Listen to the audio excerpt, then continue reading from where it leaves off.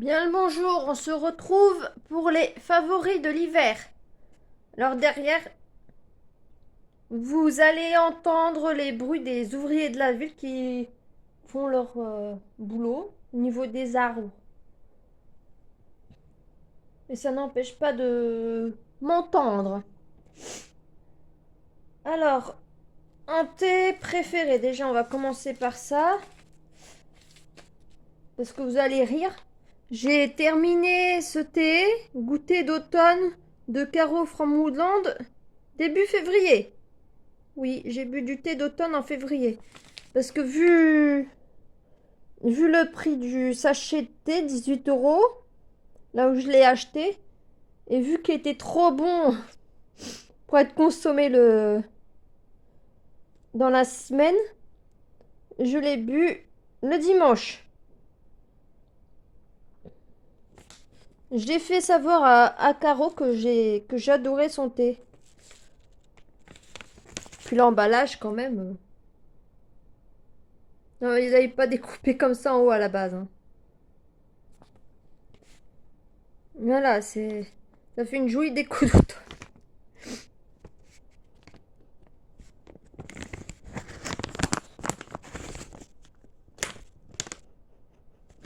Une jolie déco d'automne et puis qui en plus sent bon. Pour rien gâcher. Voilà. Ça, c'est du bon thé. Et parce il y a des thés que je n'aime pas. Le thé vert, maté vert, j'ai pas réussi à terminer la petite boîte. En 2 week-ends, il est passé à la trappe. Ça ne me convient pas. Le goût, ça passe pas là. Ça me donne une espèce d'état nauséeux. C'était pas agréable. Du coup, ma mère a récupéré le thé qu'il y avait dedans. Elle a récupéré le contenu de la boîte pour mettre à ses plantes. J'espère que les plantes auront rien. Moi, en tout cas, je pouvais pas le terminer. Que j'ai trop rempli la boule à thé ou pas beaucoup, j'aime pas. Voilà. En plus, après avoir fait mes petites recherches sur le téléphone pour savoir pourquoi j'aimais pas le maté vert. Ah, c'est pas bon pour les personnes anxieuses et faisant des insomnies. Sauf que je fais pas mal d'insomnie vu que j'ai un chat qui fait pas forcément ses nuits et qui aime bien venir gratouiller à 1 heure du matin. Même parfois 3 fois de suite. Jusqu'à ce que je me lève et que je m'occupe de son cas. Le chat, il veut aller sur le balcon à 1 heure du matin.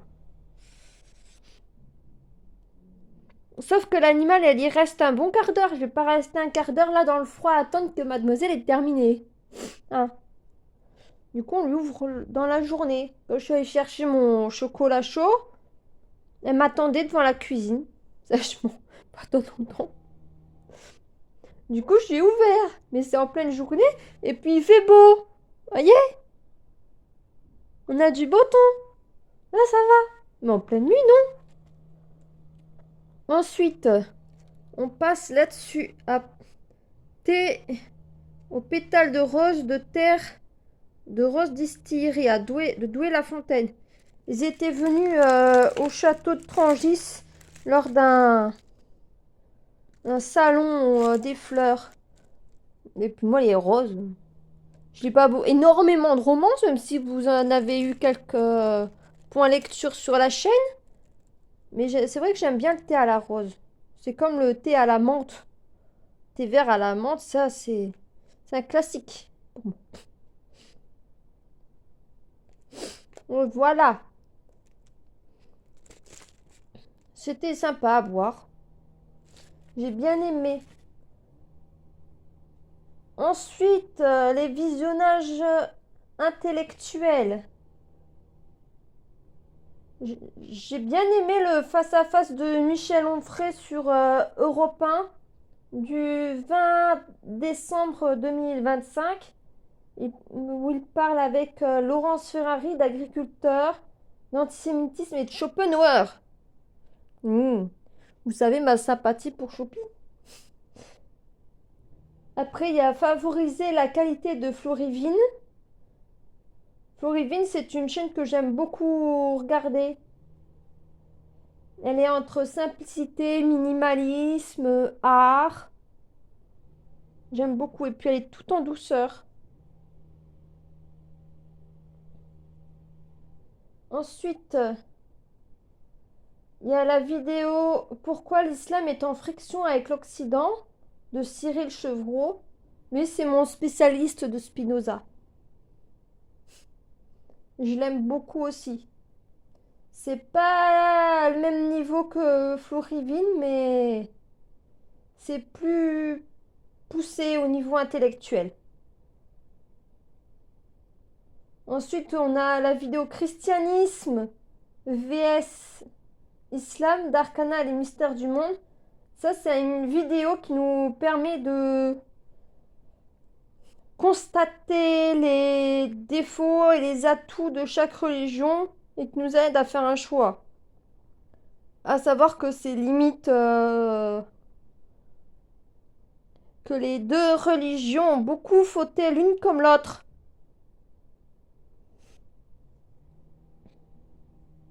Voilà. Aucune des deux n'est totalement une religion de paix et d'amour. Quoi qu'on puisse en dire.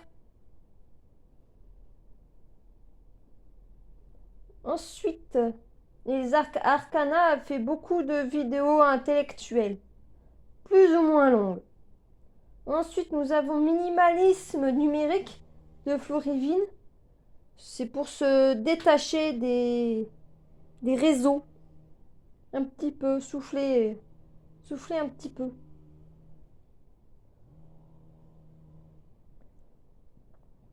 Ensuite, on a la vidéo Faut-il en finir avec les classiques de Miroir d'encre. Elle fait un petit essai en forme de vidéo. Assez intéressant. Miroir d'encre, c'est une booktubeuse qui a un compte sur Booktube auquel je suis abonnée. Coucou. Qui parle de livres et elle est toute mignonne, toute douce. Toujours souriante. Et trop choupie à écouter.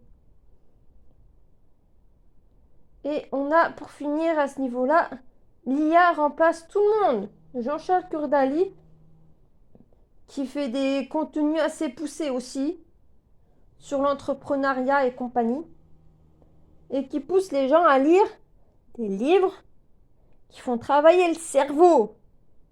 Donc pas de la romance, ça non. Non. Pas tellement des polars non plus. Plutôt des ouvrages historiques, philosophiques, géographiques, sociologiques, des classiques. Ensuite, on va parler musique. La musique du moment, Céline Dion, c'est ma chanteuse préférée depuis l'adolescence, ça changera pas. Je vous la présente pas plus, hein. C'est un classique de la chanson d'amour. Ensuite, on a Handel Messia. C'est... Il y a un passage dans cette partition. Je n'emploie pas les bons mots. Mais c'est une vidéo de 2h30 à peu près, 2h15, 2h30, que j'adore. Ensuite, pour changer de style complètement, Jonas and the Massive Attraction.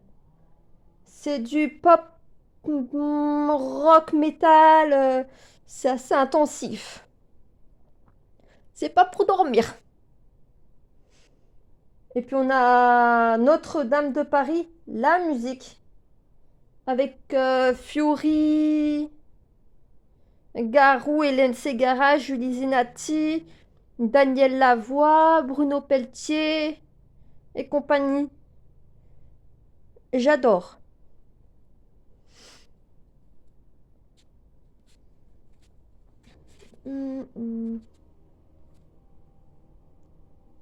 Ensuite, qu'est-ce qu'on a mis d'autre?